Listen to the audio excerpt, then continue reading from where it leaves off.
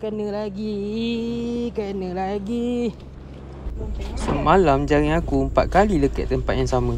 So hari ni aku decide dengan kawan-kawan aku pergi cari kayu coket, iaitu pelangkah untuk jaring hanyut. Nama coket ni tak asing dengan nelayan di perairan Sungai Pahang ni. Kayu coket yang kami kena gunakan perlulah panjang, keras dan berkualiti.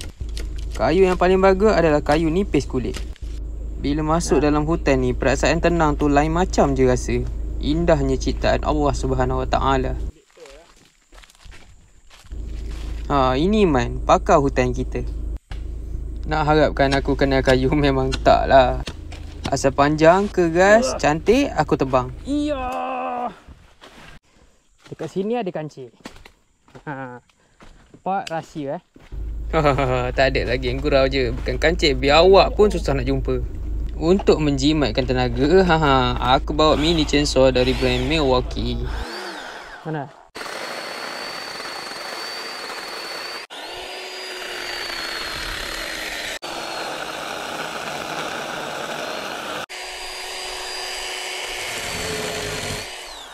Dalam banyak-banyak kerja ni dah paling penat sekali. Kena kepit kayu dekat celah ketiak, lepas tu tarik sampai tepi jalan. Mencabar.